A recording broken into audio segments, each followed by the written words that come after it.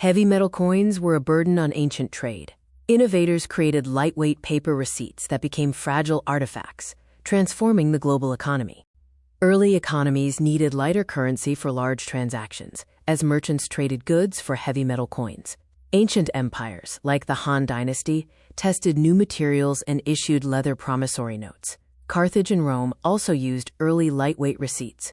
Tang Dynasty merchants invented, quote, flying money for easier trade in the 7th century. The process involved a merchant giving coins to an agent, receiving a paper receipt, traveling lightly, buying goods with the receipt, and the seller returning the receipt for coins. Due to a copper shortage, the Song government took control of paper money, mass-producing official jiaozi notes with woodblock printing. They added 6 ink colors and unique silk fibers to the paper to prevent counterfeiting. The Mongol Yuan dynasty tied their woodblock printed notes to a silver standard, which Marco Polo praised. However, the government printed too much money to fund its empire, leading to severe hyperinflation and collapse by the 1350s. The concept of paper money spread globally. Nations observed China's use of paper money. Europe adopted bills of exchange in 1661, and the Delhi Sultanate introduced representative taka in 1329. Paper replaced bulky metal globally over centuries. In 1661, Europe printed its first banknotes in Sweden. The problem was massive copper plate coins that weighed several pounds. The solution was Johan Palmstruck founding Stockholm's Banco, issuing, quote, creditive sedlar as deposit receipts that citizens gladly traded for light paper. Central banks institutionalized paper money. The Bank of England opened in 1694.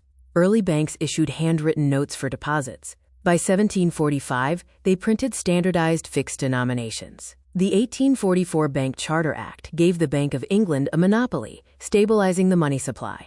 Early American notes lacked solid backing. The Massachusetts Bay Colony issued notes in 1690. The colonies lacked Spanish silver dollars for trade. The Continental Congress printed currency to fund the Revolution, but British forces flooded America with counterfeit notes, causing the currency to collapse.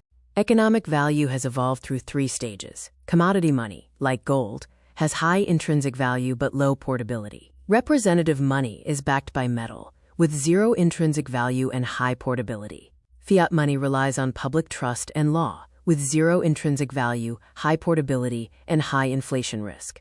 In 1971, the world cut the golden chain. Most nations tied their currency to the gold standard, promising to redeem paper for precious metal. The United States ended the gold standard, and every major country now uses pure fiat currency with no intrinsic metal value. Fiat money runs on collective trust. It is legal tender, guaranteed by law. The central bank seal means the issuer controls the money supply and manages inflation. Security strips deter counterfeiting.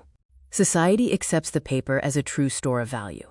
Collectors preserve the history of finance through numismatics, specifically the hobby of notaphily. Historical notes, like an $1891 $1,000 bill sold for $2.25 million, hold immense value, capturing the artistic and economic spirit of their eras. Money progressively dematerialized, evolving from a physical object into a social contract. Ancient people trusted the metal itself, early modern people trusted bank vaults, and modern people trust the government stability and economic output of the system.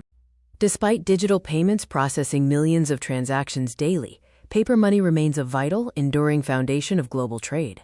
Cash ensures privacy and stability during crises, and central banks continually innovate security designs, with paper notes standing as monuments to public trust.